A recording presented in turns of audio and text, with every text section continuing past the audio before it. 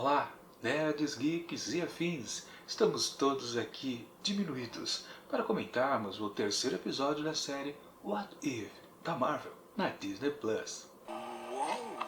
I got visual on the intruder. He's a Caucasian male, mid-20s, with really great hair. Excuse me? It's an accurate description. Sir, he's gorgeous. Pois bem, pessoal, mais uma aventura aqui do que aconteceria se tal coisa acontecesse. Pois é, nesse terceiro episódio da nova série da Marvel, temos uma situação bastante interessante que talvez muita gente não pensou, mas é óbvio, porque Nick Fury pensou isso. Precisamos de super-heróis poderosos. E se não tivéssemos todos eles à disposição? Bom, ele teria uma segunda opção, claro, um plano B. Na verdade, a proposta aqui, então, base desse episódio, digamos que já passou pela cabeça também do Nick Fury, né? Se a Terra não tivesse seus heróis mais poderosos. E basicamente o que acontece é, nós percebemos que em vez de ele conseguir recrutar todos aqueles super-heróis para a iniciativa Vingadores que todos nós conhecemos desde os primeiros filmes da Marvel até resultar no famoso primeiro Os Vingadores, sim, tivemos que nada dá certo, né? Todo mundo que ele tenta recrutar acaba morrendo de maneira misteriosa. O conceito então do começo ali do episódio é bastante interessante, muito mesmo, só que tem um probleminha, né?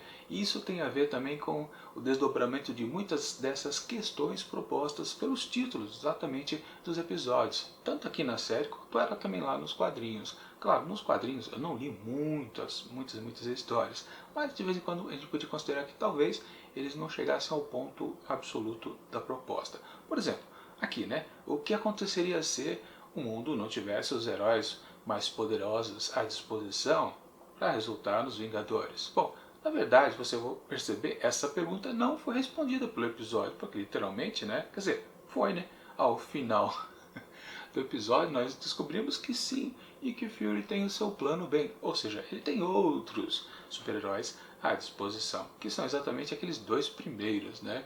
Bom, a gente sempre soube que Capitão América foi o primeiro Vingador, até o título do seu primeiro filme é exatamente esse. Só que depois tivemos um retcon, né? Quando enfiaram a Capitã Marvel no universo ali de maneira forçada e quiseram dar um destaque maior do que ela devia e tornaram ela então a primeira Vingadora, na verdade, ou o primeiro super-herói conhecido, digamos assim, né? Claro, isso aparentemente, porque na verdade, né, em termos cronológicos, o Steve Rogers, que foi lá da década de 40, é muito antes, claro, do que a Carol Danvers, que é de 1980? 80 ou 90? Agora eu não lembro. Enfim, não importa. Mas se eles quiserem dar um apanhado que talvez ela fosse a primeira de fato, né? Colocar isso na cabecinha das pessoas. Enfim, não importa. Esse era o plano B do Nick Fury ao final aqui desse episódio. Mas, voltando a ele, é interessante porque tem uma cena bem marcante logo de cara. Claro, você pensa na questão do episódio só vendo o título dele, né? O que aconteceria se o mundo não tivesse à disposição os super-heróis poderosos. Ou mais ou menos isso, né? Não sei exatamente como é que está o texto. E claro, isso você levando em consideração que você não viu o trailer colocado na semana passada, ao final do episódio da semana passada, não viu ninguém comentando como vai desenrolar o episódio da semana, enfim, você chega no escuro aqui, né? Vê o título, mas passa assim batido e começa a acompanhar a história. Aí você tem aquele grande choque, obviamente, né? Porque está lá Nick Fury e a Viúva Negra indo se encontrar com Tony Stark lá, sentadinho na rosquinha, no Donuts, uma cena também emblemática do seu filme e do filme 2, né? Obviamente, né? Homem de Ferro 2. E temos lá a situação onde ele vai receber ajuda da SHIELD, mas aqui, nesse universo paralelo, ele acaba morrendo. Claro, culpam a Natasha por isso, mas não é bem verdade. Obviamente, Nick Fury também sabe disso, e ok, bacana, mas a gente, o que vale, né, que eu quero dizer, a gente fica chocado, mataram o Homem de Ferro, Tony Stark, né? Bom, ambos são a mesma coisa. Mas é uma cena impactante, para quem não viu nenhum spoiler, não tentou adivinhar do que seria esse desdobramento do título do episódio, sim, ficou bastante impactado. E depois a coisa piora mais ainda, porque o Barton acaba matando também ali, sem querer, né? O Thor. Aí você também tem um outro impacto. Caramba, o Deus morreu por uma flechada do arqueiro, do Gavião Arqueiro. bacana, e depois quem? Meu Deus, aí ele é morto misteriosamente dentro de sua cela. Bom, as três mortes iniciais realmente são um certo nível bem impactantes, uma atrás da outra, mantém o tom de mistério, o episódio funciona bastante.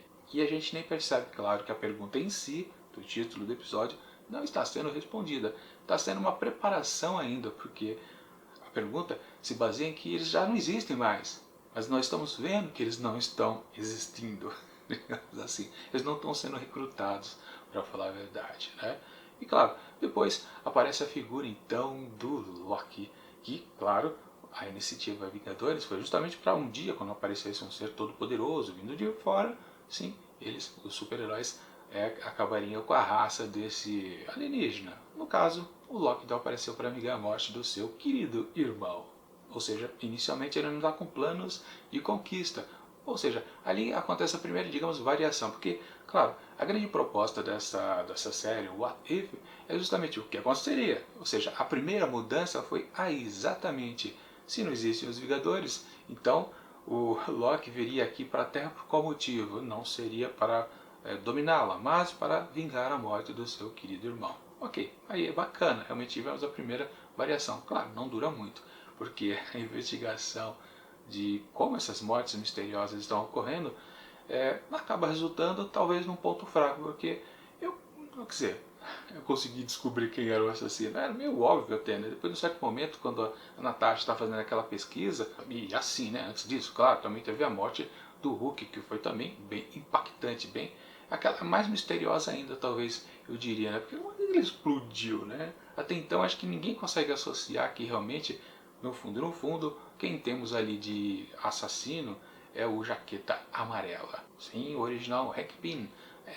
E é bacana ser o contexto ali é interessante, onde a Hope teria morrido em missão, né? Assim como sua mãe já havia morrido, que a gente já sabia antes. Ou seja, esse universo já está alterado há muito tempo antes, né? Porque a Hope já havia morrido. Ou seja, ele estava fazendo a vingança. E naquelas, né? O universo diferenciado ele já existe por si só, não é porque está acontecendo alguma coisa que o episódio está mostrando, ou seja, que um novo universo se cria. Não, ele já existe por si só. Mas enfim, eu misturei as coisas, né? Na verdade, eu meio que saquei que era o Homem-Formiga, quer dizer, eu pensei que era o Homem-Formiga, né? Não o Jaqueta Amarela que fosse o assassino.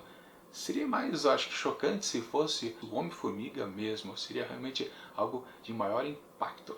Mas, de qualquer forma, rendeu aquela cena ali no cemitério muito interessante. E também teve, claro, sua pegadinha, né? Porque a gente pensa, ué, como é que o Nick Fury sabe lutar daquele jeito? Mas também dá pra sacar um pouco ali. Que, na verdade, é o próprio Loki que tá fazendo a sua mentirinha, com certeza. Bom, e aí, claro, o Hank Pym é preso e se acaba tudo por ali, né? Mas realmente eu queria que fosse o Scott Lang, seria muito mais interessante, porque na verdade então ele deixa de existir como um super-herói, né? Ou seja, um desdobramento então de todo esse o que aconteceria ser é que Scott Lang não existe. Bom, primeiro que ele também não conheceu a Hope, não saiu da prisão, deve estar preso até agora lá, e ficou por isso mesmo, né? Bom, e aí o episódio descamba no seu final, que é exatamente aí o Loki tendo a sua mania de grandeza, né, querendo pegar Midgard. E aí temos o plano B então do Nick Fury, que haviam outros, afinal de contas, né? Tínhamos o primeiro Vingador, Capitão América, e também o pseudo primeiro Vingador, que é a Capitã Marvel. Ou seja, naquelas que algo que o Vigia comentou, né, que não importa alguns desdobramentos de alguns universos paralelos, algumas histórias meio que ficam completamente diferenciadas, mas no fundo, a convergência de todas as coisas diferentes dão no mesmo ponto, né? Ou seja, os Vingadores ainda vão existir nesse universo aqui. Não importa que com pessoas diferentes, ou menos deles, né, do grupo em si, mas vai existir, porque no caso, né, a iniciativa, na verdade, é uma reunião de vários super-heróis, ou seja, não importa que você perdeu meia dúzia, você ainda tem os outros e a equipe em si ainda pode existir. Para o universo em si, não mudou lá muita coisa, vamos combinar. Mas, de qualquer forma, pro episódio, sim, a gente pode considerar que ele é muito do interessante. Na verdade, a proposta dele inicial é super empolgante. Depois meio que esfria um pouco, porque na verdade a gente só vê as coisas acontecerem, meio que para começar o enredo proposto pelo título do episódio. Quando a gente chega ao final, a gente descobre que a gente não vai ter o grande desdobramento, afinal, porque tem um reset, né? Esse universo acaba ficando no mesmo status do que o anterior, sem alguns super-heróis, mas fica do mesmo jeito. Ou seja, a resposta para a pergunta acaba não sendo respondida. E por isso, a proposta do episódio, ela começa grande e depois dá uma esfriada e depois fica reduzida a uma coisa mediana. Isso é um grande problema, mas que é uma boa aventura, com certeza é. Mas também, né, a gente precisa fazer a comparação, até para atribuir uma certa nota, com os dois episódios anteriores da Peggy Carter e também do T'Challa.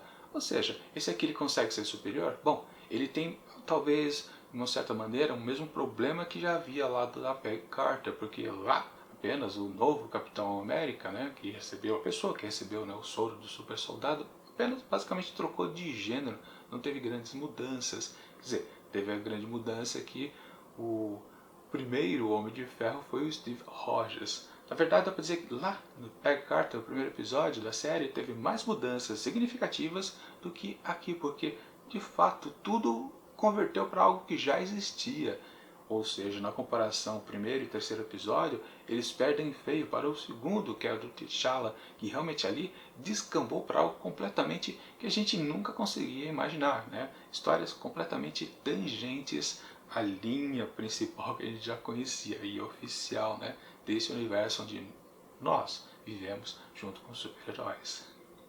Enfim, esse episódio aqui, então, ele começa bastante, eu pensei que ele ia ser muito forte, daria para dar uma boa nota se ele realmente desse um final diferenciado, ou seja, realmente o mundo fica diferente porque aqueles primeiros super-heróis foram perdidos e os restantes que já estavam na lista da Iniciativa Vingadores não pudessem cumprir exatamente o seu papel, tivesse uma certa coisa completamente que tornasse o mundo, ou o universo em si, né, completamente distinto. Mas o episódio em si não nos ofereceu isso, portanto ele se nivela com, claro, o da Peggy Carter. Portanto, para esse terceiro episódio aqui de What If, eu atribuo apenas 3,5 asteriscos.